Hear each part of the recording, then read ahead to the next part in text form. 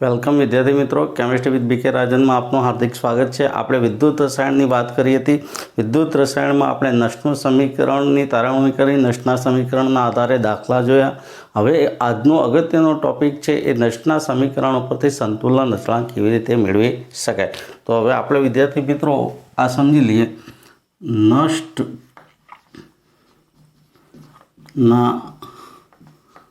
સમીકરણ परथी संतुलन अचळांक केसी मेळववुं। હવે આ કેવી રીતના મેળવી શકાય છે એ સમજી લઈએ।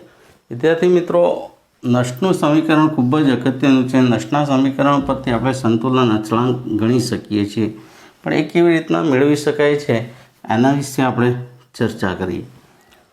તો ડેનિયલ કોષ છે, ડેનિયલ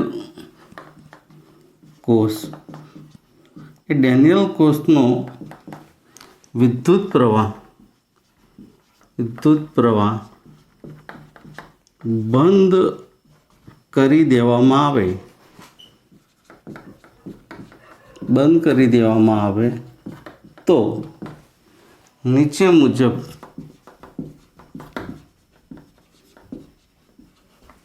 અવલોકન નોંધી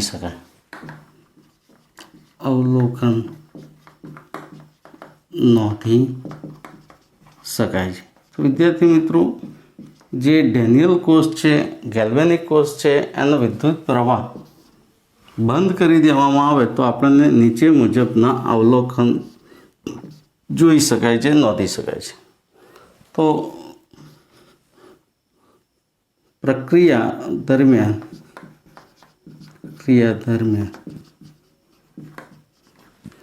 Zn+2 ની સાંદ્રતામાં વધારો થાય છે, જ્યારે Cu+2 ની સાંદ્રતામાં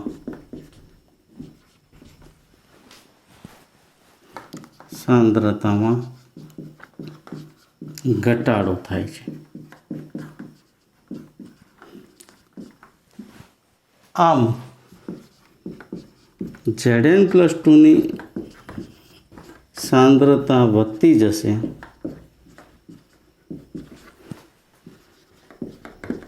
જ્યારે Cu+2 ની સાંદ્રતા ઘટતી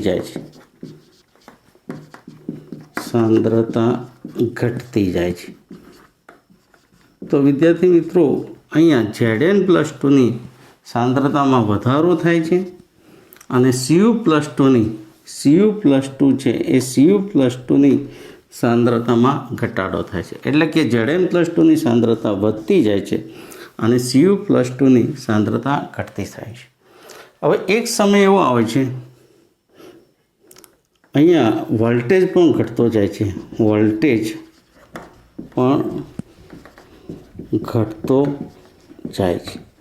તો ચોક્કસ સમયે Zn+2 તથા Cu+2 ની સાંદ્રતા સમાન બને છે। એટલે કે Zn+2 aqueous is equal to Cu+2 aqueous। બંને Zn+2 તથા Cu+2 ની સાંદ્રતા સમાન બને છે ત્યારે સંતુલન સ્થપાય છે। વિદ્યાર્થી મિત્રો, સંતુલન સ્થપાઈ ગયું કારણ કે બંનેની સાંદ્રતા સરખી, સંતુલન સ્થપાય છે। અને સંતુલન સ્થપાતા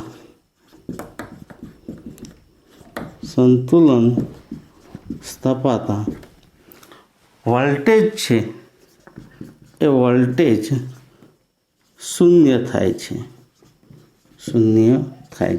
એટલે cos potential E cell is equal to 0.0 volt મળે છે સંતુલન સમયે. તો વિદ્યાર્થી મિત્રો પહેલાં આટલું સમજી લઈએ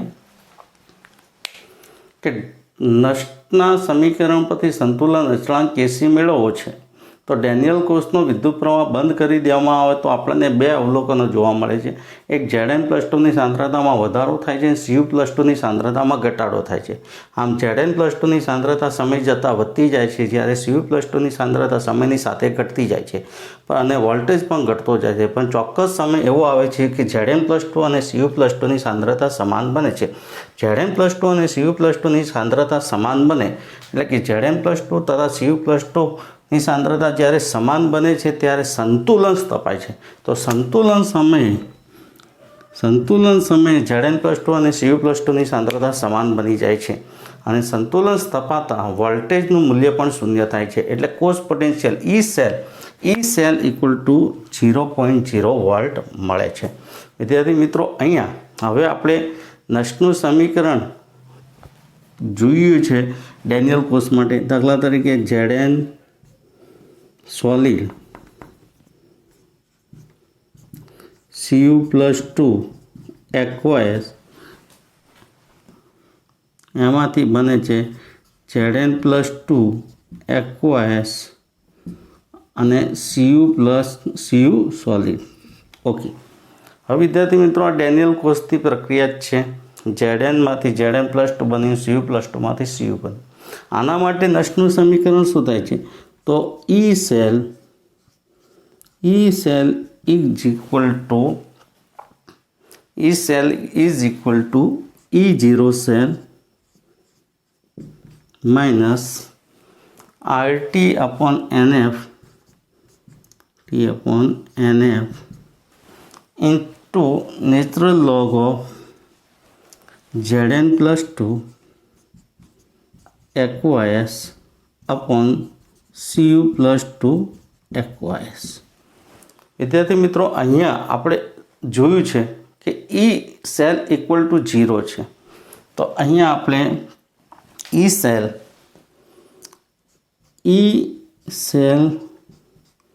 ઇઝ ઇક્વલ ટુ 0.0 વોલ્ટ, કારણ કે સંતુલન હોવાથી. તો ઇક્વેશન શું બનશે હવે? તો આ તો 0 થઈ ગયું, તો આ 0 is equal to E0 cell minus RT upon NF natural log of. હવે આ જે છે Zn+2 upon Cu+2 એ બંનેની સાંદ્રતા સરખી જ છે અને સાંદ્રતા સરખી હોય તો આપણે સંતુલન સ્થપાય એટલે સંતુલન અચળાંક કેસી મૂક્યો. એટલે અહીંયા એક વસ્તુ સમજવાની છે કે આ જે મૂક્યું છે એ આપણે શું મૂક્યું છે તો Zn+2 upon Cu+2 is equal two કેસી મૂકી દીધો છે એની સાંદ્રતા સમાન હોવાથી. હવે તમે આની અંદર કિંમતો મૂકો છો તો એનનું મૂલ્ય જે છે આપણને 2 મળશે, કારણ કે ઇલેક્ટ્રોન છે એ 2 છે. હવે આરનું મૂલ્ય, ટીનું મૂલ્ય આપણે મૂકી દઈએ અને નેચરલ લોગને લોગમાં ફેરવી દઈએ તો આ સમીકરણ જે છે એ સમીકરણ શું બનશે તો પહેલાં E0 સેલને આ બાજુ લઈ દઈએ તો અહીંયા E0 cell is equal to minus છે પ્લસ થઈ જશે તો RT NF ઇન્ટુ ln કેસી. ઓકે, હવે વિદ્યાર્થી મિત્રો આ કિંમતો મૂકી દઈએ. આપણે આ કિંમતો મૂકી દઈશું તો કિંમતો મૂકીને સાદું રૂપ આપી દઈએ તો E0 cell is equal to E0 cell is equal two, હવે આ કિંમતો મૂકીએ છીએ. આ કિંમતો જે છે આરનું 8.314, ટી છે 298 કેલ્વિન, એન છે 2, અને 96,500 અને લોગને જે છે એ ફેરવી દઈશું નેચરલ લોગને લોગમાં, તો અહીંયા મળશે આપણને આ જે આરનું મૂલ્ય મૂકે છે તો 0.059/2 log KC નેચરલ લોગને લોગમાં ફેરવી દીધો. હવે વિદ્યાર્થી મિત્રો ડેનિયલ કોસ માટે આપણને ખબર જ છે, આ યાદ રાખજો, આ જે ડેનિયલ કોસ છે અથવા ગેલ્વેનિક કોસ છે, તો ગેલ્વેનિક કોસ માટે E0 સેલ 1.1 વોલ્ટ છે એ મૂકી દઈએ અહીંયા. તો E0 cell is equal two તો 1.1 ઇઝ ઇક્વલ ટુ E0 સેલની કિંમત મૂકી, આ E0 સેલ છે એની જગ્યાએ 1.1 મૂકી દીધો, is equal two 0.059/2 log KC માટે log KC is equal two શું થાય, તો અહીંયા ગુણાકારમાં લઈ જઈએ આપણે, તો 1.1 ગુણ્યા 2 ભાગ્યા 0.059. વિદ્યાર્થી મિત્રો આ કેલ્ક્યુલેટરની મદદથી આપણે ગણી દઈએ તો શું થશે જોઈ લઈએ. 1.1 ગુણ્યા 2 બરાબર આટલા ભાગ્યા 0.059, 37.288. આના બરાબર આવે છે 37.288. તો વિદ્યાર્થી મિત્રો હવે આ તો log KC આવ્યો, તો log KC ઇક્વલ ટુ શું છે, તો log KC ઇક્વલ ટુ 37.288 માટે KC ઇઝ ઇક્વલ ટુ શું, તો KC ઇક્વલ ટુ એન્ટીલોગ 37 વત્તા 0.288. તો આની કિંમત કેટલી થઈ જાય, તો આ તો ઘાતમાં ફેરવાઈ જાય એટલે 10ની 37 ઘાત આવે. આમ 0.28 8નો એન્ટીલોગ જોશો તો એ લગભગ આપણને 2 મળે છે, આ 2 મળે છે. તો 2 × 10⁻37 આપણને KC મળે છે. તો વિદ્યાર્થી મિત્રો આ રીતના આપણે જે છે સંતુલન અચળાંક ગણી શકીએ છીએ. તો સંતુલન અચળાંક આ રીતના ગણી શકાય છે. આપણે કોઈ પણનો સંતુલન અચળાંક છે, સંતુલન અચળાંક આપણે ઇઝીલી આ સમીકરણની મદદથી ગણી શકીએ છીએ.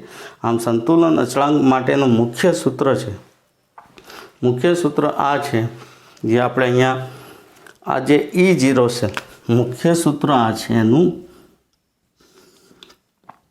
સંતુલન અચળાંક અને કોસ પોટેન્શિયલ વચ્ચેનો જે સંબંધ છે એ આ છે. E0 cell is equal two 0.059 upon n log KC. શું આવશે અહીંયા, log KC આવું સૂત્ર છે. ઓકે, તો વિદ્યાર્થી મિત્રો આની મદદથી આપણે ગણી શકીએ છીએ.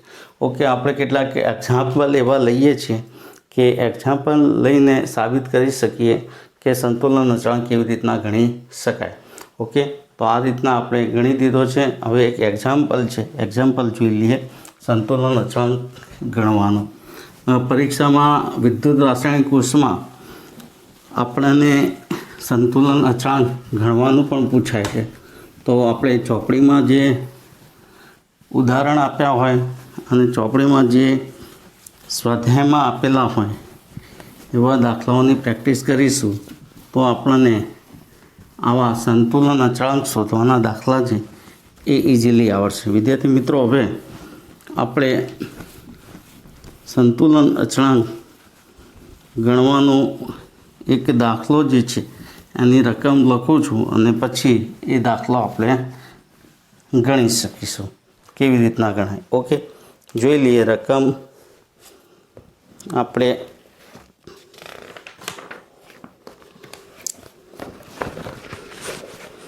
અહીંયા લખું છું. સંતુલન અચળાંક ગણવાનો દાખલો છે. કોઈ પણ સંતુલન અચળાંક ગણી શકાય. એવું નહીં કે ચોપડીનો હોય, બહારનો હોય તો પણ ગણી શકાય, પણ ચોપડીના આપણે પહેલાં પ્રેક્ટિસ કરી શકીએ છીએ, પછી બહારના ઉપર જઈશું. આ કોયડો છે.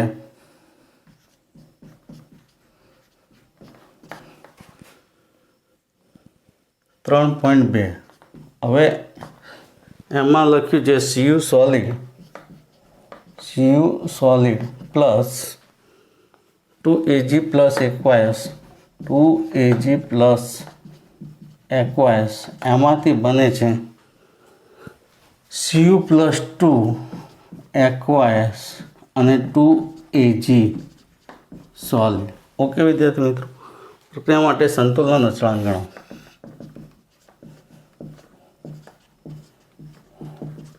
હવે વિદ્યાર્થી મિત્રો, સંતુલન અચળાંક ગણવાનું આપણને પૂછ્યું છે અને આપણે આવી થિયરી હમણાં જ જોઈ છે. સંતુલન અચળાંક કેવી રીતના ગણી શકાય તો સમજી લઈએ. રિએક્શન કોઈ પણ હોઈ શકે. આ સમીકરણ છે, કોઈ બી હોઈ શકે. તો સંતુલન અચળાંક માટેનું સૂત્ર શું હતું? તો આપણે જાણીએ છીએ કે E0 cell is equal two અહીંયા 0.059/n log Kc. ઓકે વિદ્યાર્થી મિત્રો, અહીંયા આપણને વેલ્યુ E0 સેલની આપેલી હોવી જોઈએ. એટલે E0 સેલ જે છે એ E0 સેલનું મૂલ્ય આપણને આપેલું છે 0.46 આ આપેલું છે. હવે રકમમાં જ આપેલું છે E0 સેલ 0.46 આપણે E0 સેલનું મૂલ્ય મૂકી દઈએ તો E0 સેલ કેટલું છે? 0.59/n. હવે વિદ્યાર્થી મિત્રો, n એટલે મૂળ સંખ્યા છે, ઇલેક્ટ્રોનની છે. તો કેટલા છે? 2 log Kc. તો અહીંયા 0.46 ગુણ્યા 2 ભાગ્યા 0.059 ઇક્વલ ટુ log Kc. હવે આ ગુણાકાર ભાગાકાર કરી દઈએ આપણે. કેટલું આપેલું છે? 0.46 ગુણ્યા 2 બરાબર 0.92 ભાગ્યા 0.059 ઇઝ ઇક્વલ ટુ બને છે 15.593. 15.593 ઇઝ ઇક્વલ ટુ શું બને છે? log Kc. હવે Kc શોધવું હોય તો Kc ઇઝ ઇક્વલ ટુ શું થશે? તો Kc is equal two anti log of 15 વત્તા 0.593. તો આ જે છે એ તો ઘાતમાં આવશે 10⁻15. હવે 0.593નો એન્ટીલોગ જોશો તો એ તમને મળશે 0.593નો એન્ટીલોગ મળે છે તમને 3.92. એટલે 3.92 ઇક્વલ ટુ Kc. તો આ રીતના આપણને સંતુલન અચળાંક મળે છે. તો વિદ્યાર્થી મિત્રો, અહીંયા આ જે છે એન્ટીલોગ કરશો 0.593નો તો તમને 392 મળશે, પણ 0 વત્તા 1 એટલે એક આંકડો કાપવાનો આવે એટલે 3.92 થઈ શકે. તો આ રીતના આપણે કોઈ પણ દાખલા છે એ દાખલા સંતુલન અચળાંકના સહેલાઈથી ગણી શકીએ છીએ. સૂત્ર જે સૂત્રની મદદથી આપણને આ દાખલા ઇઝીલી મળે છે. આ E0 સેલ છે હંમેશા અહીંયા આવા દાખલાઓમાં આપેલો હોય છે. ઓકે વિદ્યાર્થી મિત્રો, તો સ્વાધ્યાયના જે છે એ પણ દાખલા તમે આ રીતે ગણી શકશો. હવે એક અગત્યની થિયરી છે અને એ થિયરી આપણે સમજી લઈએ. તો એ છે વિદ્યુતીય કાર્ય અને ગિબ્સની મુક્ત ઉર્જા.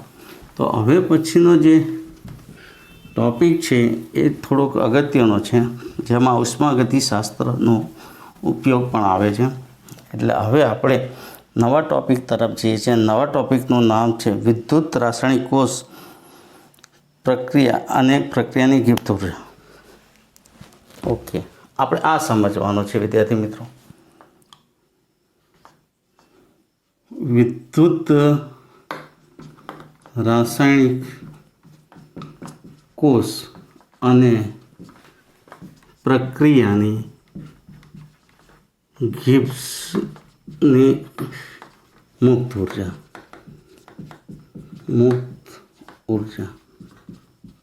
હવે વિદ્યાર્થી મિત્રો, આ જે છે ગિબ્સની મુક્ત ઉર્જા, એ આપણે જાણીએ છીએ કે એને ડેલ્ટા જી કહીશું. આપમેળે પ્રક્રિયા થશે કે નહીં એ માટે સમજાવવામાં આવતું અગત્યનું અવસ્થા વિધેય છે. વિદ્યુત રાસાયણિક કોષ અને પ્રક્રિયાની ગિબ્સની મુક્ત ઉર્જા વચ્ચેનો સંબંધ છે, એ સંબંધ કેવી રીતના મેળવી શકાય એ સમજીએ. એક સેકન્ડમાં વિદ્યુત રાસાયણિક કોષમાં એક સેકન્ડમાં થયેલું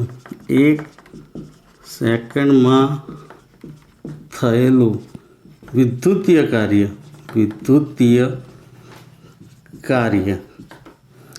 એ વિદ્યુતીય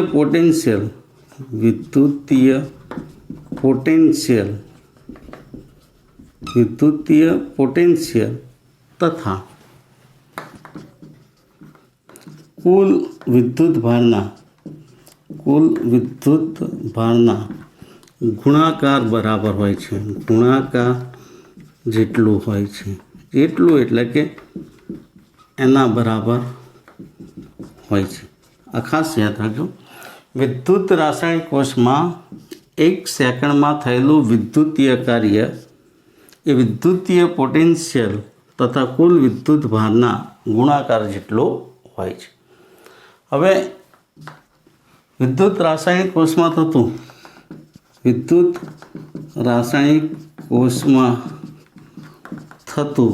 મહત્તમ કાર્ય મેક્સિમમ વર્ક એટલે WMX, મેક્સિમમ વર્ક, મહત્તમ કાર્ય એ ગિબ્સની મુક્ત ઉર્જાના ઘટાડા જેટલું હોય છે.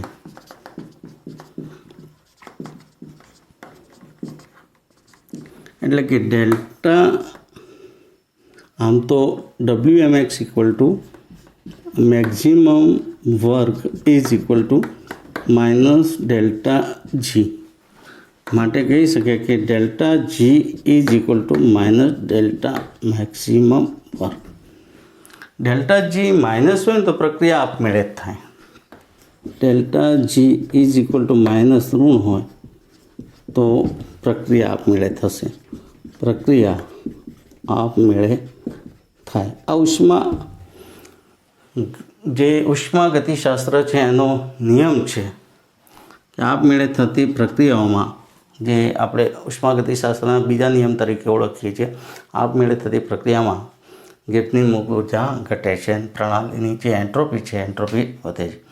વિદ્યાર્થી મિત્રો, અહીંયા આ જે સમીકરણ છે એ મહત્તમ કાર્ય અને મુક્ત ઉર્જાનો ઘટાડો છે એની વચ્ચેનો સંબંધ દર્શાવે છે. પરંતુ આપણે જાણીએ છીએ કે વિદ્યુત રાસાયણિક કોષમાં જે વિદ્યુતીય કાર્ય છે,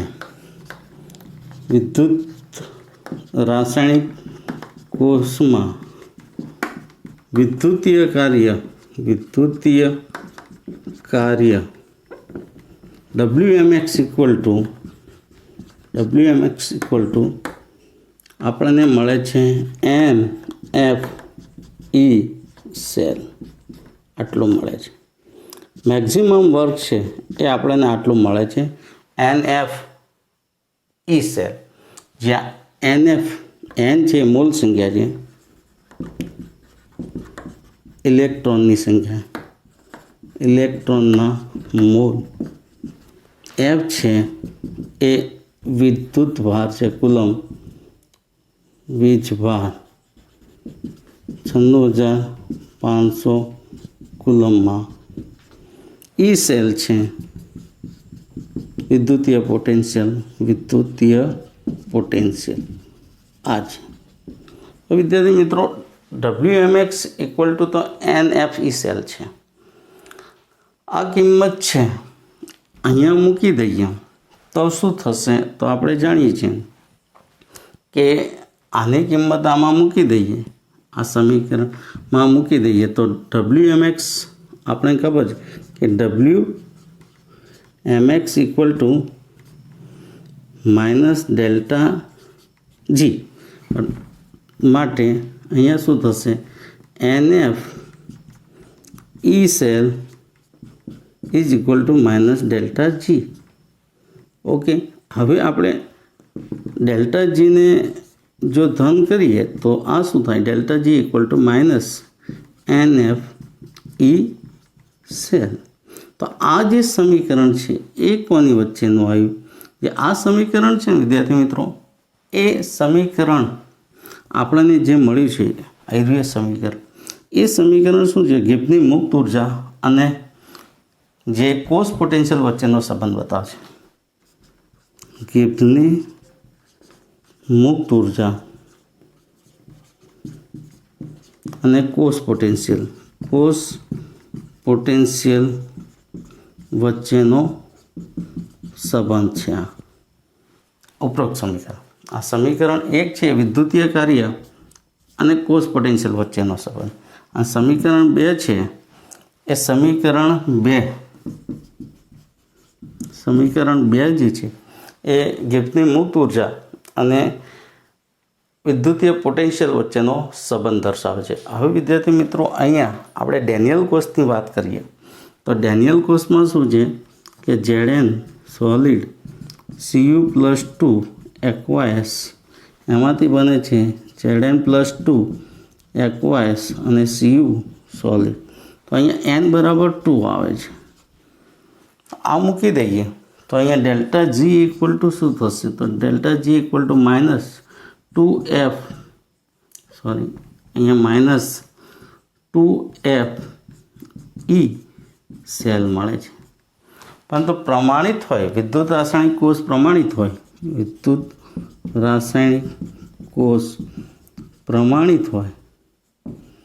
હોય તો ઈ સેલ ઇક્વલ ટુ શું થઈ જાય છે? E cell is equal to E0 cell. E0 cell લખાય અને E0 સેલ લખો તો ડેલ્ટા જી ઇક્વલ ટુ શું થશે? Delta G0. તો આ સમીકરણ શું બને?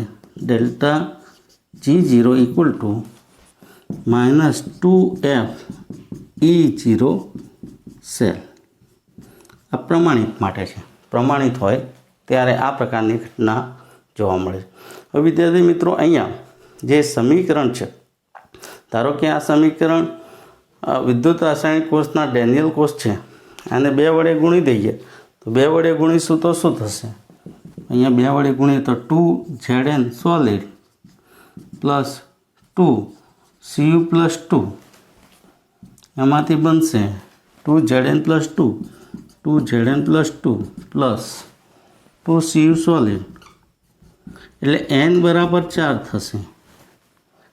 એટલે અહીંયા delta G0 equal to minus 4F E0 cell મળે છે. તો આ રીતના આપણે દાખલાઓ ગણવા માટે આ સૂત્રનો ઉપયોગ કરી શકીએ છીએ. એક મહત્ત્વનું આ જે સૂત્ર છે એ સૂત્ર આપણે ઉપયોગી છે, આ પણ ઉપયોગી છે. વિદ્યાર્થી મિત્રો આ ગિબ્સની મુક્ત ઉર્જા અને સંતુલન અચળાંક વચ્ચેના પણ સંબંધ છે એ સમજી લઈએ. એ સંબંધ શું છે? તો અહીંયા ડેલ્ટા જી જે છે અને ગિબ્સની મુક્ત ઉર્જા વચ્ચેનો સંબંધ છે એ સમજવાનો છે. અને ઘણી વખતે એના આધારે પણ દાખલા પૂછાય. તો delta G 0 is equal to minus RT ln K. હવે નેચરલ લોગને લોગમાં ફેરવવું હોય તો અહીંયા શું થાય? Delta G 0 is equal to minus 1.203 જે છે લોગને આપણે નેચરલ લોગને લોગમાં ફેરવીએ તો અહીંયા 1.203 પછી RT log કે એટલે નેચરલ લોગ છે 1.203 ગુણ્યા RT log કે તો delta G0 is equal two આપણને મળી ગયો -1.203 RT log કે નેચરલ લોગને લોગમાં ફેરવી દીધું. તો આ જે સમીકરણ છે એ મુક્ત ઉર્જાના ફેરફાર અને સંતુલન અચળાંક વચ્ચેનું છે. અહીંયા આ જે છે એ મુક્ત ઉર્જાના ફેરફાર અને વિદ્યુતીય પોટેન્શિયલ વચ્ચેનું. અહીંયા જે છે વિદ્યુતીય કાર્ય અને વિદ્યુતીય પોટેન્શિયલ વચ્ચેનો છે. વિદ્યાર્થી મિત્રો, આપણે સમજી લઈએ વિદ્યુત રાસાયણિક કોષ અને પ્રક્રિયાની ગિબ્સની મુક્ત ઉર્જા વચ્ચેનો સંબંધ છે એ મેળવવાનું પૂછાય છે અથવા એના આધારે દાખલા પૂછાય છે. તો વિદ્યુત રાસાયણિક કોષમાં 1 સેકન્ડમાં થયેલું વિદ્યુતીય કાર્ય એ વિદ્યુતીય પોટેન્શિયલ તથા કુલ વિદ્યુત ભારના ગુણાકાર જેટલું હોય છે. વિદ્યુત રાસાયણિક કોષમાં થતું મહત્તમ કાર્ય મેક્ઝિમમ વર્ક એ ગિબ્સની મુક્ત ઉર્જાના ઘટાડા જેટલું હોય છે. એટલે W મેક્ઝિમમ વિદ્યુતીય કાર્ય એ માઇનસ ડેલ્ટા જી જેટલું હોય છે. માટે delta G equal to minus delta MX. અહીંયા ડેલ્ટા જીનું મૂલ્ય ઋણ મળે ત્યારે સમજવાનું કે પ્રક્રિયા આપમેળે થાય છે. કોઈપણ રાસાયણિક પ્રક્રિયા આપમેળે થતી હોય તો એના માટે ડેલ્ટા જીનો એટલે ગિબ્સની મુક્ત ઉર્જાનો ફેરફાર હંમેશા ઋણ આવે છે, માઇનસ આવે છે. તો W maximum work equal to minus delta G. પરંતુ ડેલ્ટા જી જે છે એ શું છે તો આ માઇનસ ડેલ્ટા જી, પણ W મેક્ઝિમમ વર્ક કેટલું છે તો W મેક્ઝિમમ વર્ક એ તો વિદ્યુત રાસાયણિક કોષના પોટેન્શિયલ જેટલું છે. તો WMX equal to NF E cell. તો આનું મૂલ્ય આમાં મૂકી દો NF E cell equal to minus delta G. માટે delta G equal to minus NF E cell. જ્યાં ડેલ્ટા જી મુક્ત ઉર્જાનો ફેરફાર છે, N ઇલેક્ટ્રોનની મૂળ સંખ્યા છે, F એ કુલમ છે અને 96,500 છે. E સેલ એ વિદ્યુતીય પોટેન્શિયલ છે. ગિબ્સની મુક્ત ઉર્જા અને કોષ પોટેન્શિયલ વચ્ચેનો સંબંધ છે આ સમીકરણ 2 બતાવે છે. ડેનિયલ કોષ માટે આપણે લખીએ તો Zn પ્લસ U પ્લસ 2 એક્વાસ, એમાંથી Zn plus 2 એક્વાસને Cu solid n બરાબર 2 મળે. આ સમીકરણમાં n બરાબર 2 મૂકી દો તો delta G equal to -2F E cell. પરંતુ વિદ્યુત રાસાયણિક કોષ પ્રમાણિત હોય તો E cell equal to E0 cell મળે. તો અહીંયા E0 સેલ મૂકી દઈએ તો ડેલ્ટા જીને બદલે પ્રમાણિત મુક્ત ઉર્જાનો ફેરફાર ડેલ્ટા G0 મળે -2F E0 સેલ. હવે ધારો કે અહીંયા 2 મૂકીશું તો અહીંયા ઇલેક્ટ્રોનનો ફેરફાર 4 થશે એટલે delta G0 equal to -4F E0 cell. ગિબ્સની મુક્ત ઉર્જાનો ફેરફાર અને સંતુલન અચળાંક વચ્ચેનો સંબંધ છે delta G0 equal to -RT ln K. પરંતુ નેચરલ લોગને લોગમાં ફેરવીએ તો delta G0 equal to -1.203 RT log K મળે છે. જ્યાં K છે એ સંતુલન અચળાંક છે અને ડેલ્ટા G છે એ ગિબ્સની મુક્ત ઉર્જા છે. તો અહીંયા K શું છે? સંતુલન અચળાંક અને ડેલ્ટા જીજી મુક્ત ઉર્જાનો ફેરફાર. ઓકે વિદ્યાર્થી મિત્રો, હવે આપણે સંતુલન અચળાંક શોધી શકીએ છીએ મુક્ત ઉર્જાના ફેરફારની મદદથી. કેવી રીતના ગણી શકાય છે એનો એક દાખલો છે, એ દાખલો આપણે જોઈ લઈએ. ઓકે વિદ્યાર્થી મિત્રો, હવે આપણે આના આધારે કેટલાક દાખલાઓ પૂછાય છે તો એવા 1-2 દાખલાની આપણે પ્રેક્ટિસ કરી શકીએ છીએ અને પછી બીજા તમે પોતે જાતે પણ પ્રેક્ટિસ કરશો તો તમને ફાવશે. અહીંયા સૂત્રની મદદથી દાખલા ગણવાના છે. સંતુલન અચળાંક છે એ સંતુલન અચળાંક નષ્ટના સમીકરણ પરથી અને ગિબ્સની મુક્ત ઉર્જા છે એ મુક્ત ઉર્જાના મૂલ્ય પરથી પણ શોધી શકાય છે. હવે આપણે કેવી રીતના શોધાય એની પ્રેક્ટિસ કરવા માટે આપણે ટેક્સ્ટની અંદરથી રકમ લખી અને દાખલો ગણીએ. વિદ્યાર્થી મિત્રો, હવે સમજી લઈએ કેવી રીતના દાખલો ગણી શકાય છે, જોઈ લઈએ. અહીંયા એક કોયડો આપ્યો છે 3.3.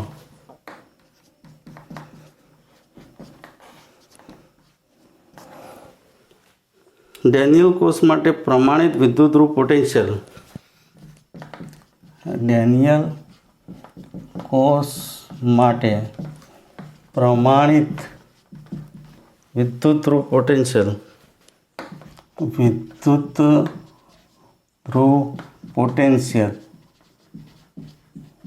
1.1 વોલ્ટ છે।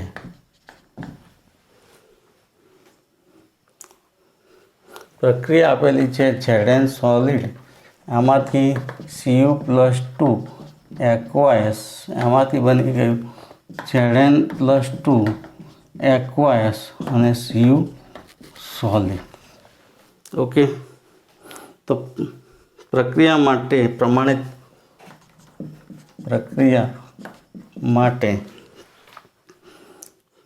પ્રમાણિત મુક્ત ઉર્જા,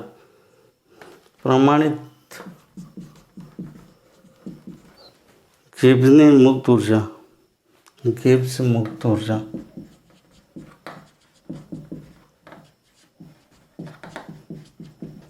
ઓકે વિદ્યાર્થી મિત્રો, હવે અહીંયા આપણે આવો એક દાખલો છે, દાખલો સમજી લઈએ શું કહેવા માગે છે કે ડેનિયલ કોષ છે, ડેનિયલ કોષમાં પ્રમાણિત વિદ્યુત ધ્રુવનો પોટેન્શિયલ 1.1 વોલ્ટ છે। પ્રક્રિયા આપેલી છે, આ પ્રમાણેની પ્રક્રિયા માટે ગિબ્સની મુક્ત ઉર્જા ગણો। હવે આ જે છે ને એમાં પોટેન્શિયલ આપેલો છે, તો ગિબ્સની મુક્ત ઉર્જા ગણવી હોય તો delta G0 - NF E0 cell, આ સૂત્ર છે વિદ્યુતીય પોટેન્શિયલ અને મુક્ત ઉર્જાના ફેરફાર। જ્યાં n કેટલા છે, જ્યાં n બરાબર શું થશે તો 2 મોલ ઇલેક્ટ્રોન, F કેટલા થશે તો 96,500 કુલમ, 96,487 લખો તો પણ ચાલે, તો સરળતા ખાતર આપણે 96,500 લઈશું, 96,500 કુલમ છે। E0 સેલ આપેલું છે 1.1 વોલ્ટ।